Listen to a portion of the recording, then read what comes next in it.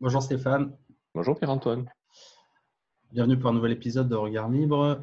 Aujourd'hui, je voulais parler avec toi de la taxe GAFA.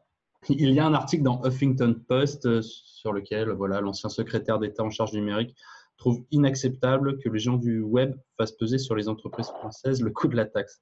Et on voit sur la photo qu'il n'est pas content. Oui, on voit qu'il n'est pas content, hein. C'est Voilà, manifeste, le pauvre. C'est- Oh là là, ah, pauvre voilà. chéri. Que dire d'abord, ça montre que monsieur responsable du numérique, il est vachement malin. Il connaît tellement bien le numérique qu'il n'a pas réussi à se mettre à la place d'Amazon et d'anticiper sur ce que Amazon allait faire. Bon. Mais avant même de parler du scandale de l'attitude d'Amazon, il faudrait peut-être parler du scandale de son attitude à lui. Pourquoi tu as vouloir taxer Amazon? Euh, il- Amazon, je suppose, par la TVA, etc., par les taxes professionnelles normales, etc., produit comment dire, de la taxe comme d'autres entreprises. Pourquoi tout d'un coup avoir une taxe particulière pour Amazon? Parce que Amazon fonctionne mieux que d'autres boîtes, donc une boîte qui fonctionne mieux, il faut la taxer plus que les autres. Et Moi, je pense toi, qu'une des raisons aussi, ça va être de dire que comme Amazon est gros, ils arrivent à faire de la bonne optimisation fiscale. bah, bien sûr, Non, et bien évidemment, sûr. Et après, la bien sûr, question, s'ils ont le droit de le faire, pourquoi les mais payer? tu vois, au-delà de la boutade, de ce qui arrive et du camouflet que ce guignol le prend au passage de la part d'Amazon qui lui apprend ce que c'est que la fiscalité et qu'au bout du compte, une fiscalité est toujours payée par les clients, c'est-à-dire par nous, hein, Ouais. pas par l'entreprise, ce qu'il n'a pas bien compris. Mais au-delà de ça, pourquoi maintenant on rentre dans un régime où les boîtes les plus performantes, parce qu'elles sont performantes, ont droit à un régime de fiscalité confiscatoire particulier? Ouais. On est dans l'arbitraire total, là. Non seulement la fiscalité déjà en soi est un scandale, est arbitraire, mais là, tout d'un coup, ce sont les boîtes qui réussissent parce qu'elles réussissent, qui prennent des taxes en plus. Ouais. On va après s'étonner qu'il y ait de moins en moins de boîtes qui s'installent en Ouais. France. Bah, c'est comme les taxes sur les cigarettes, hein. On dit que l'État dit qu'il taxe les cigarettes pour diminuer la consommation de cigarettes. On peut se dire qu'il taxe les entreprises pour diminuer le nombre d'entreprises. C'était une très bonne remarque, exactement.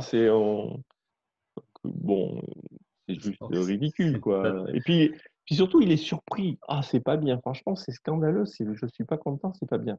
Ouais. Mais pauvre imbécile, il fallait réfléchir avant. Et de toute façon, euh, c'est eux Oui, qui te une montrent taxe qu'il aussi. fallait. Ouais.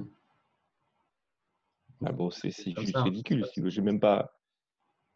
Après, il y a pourquoi, qu'est-ce que ces fameux GAFA, pourquoi les GAFA, tout d'un coup, prennent comme ça, sont l'objet de focus fiscal qu'est-ce qu'ils ont fait de mal? Qu'est-ce qui justifie qu'ils aient une fiscalité à part?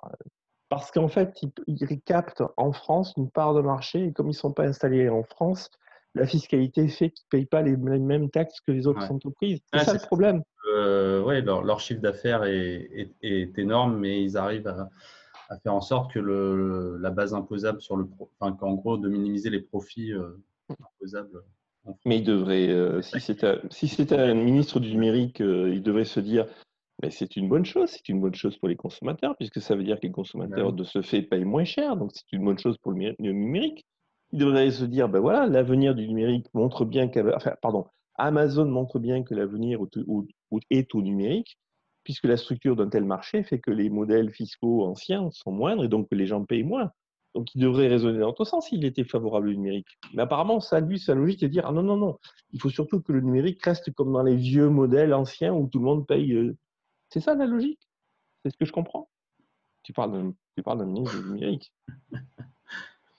Ok. Il faut dire les choses, il est évident que les Google et toutes les autres boîtes, n'importe toi et moi, on travaille avec des entreprises de ce type-là, il est évident que la capacité du numérique à fuir les fiscalités orthodoxes, anciennes, fait partie du business model de ces boîtes-là. C'est évident. Mais quel est le problème? C'est dans le business model des boîtes ou c'est dans le modèle de fiscalité qui a été mis en place antérieurement? Il est évident que le problème est dans la fiscalité, pas chez les boîtes.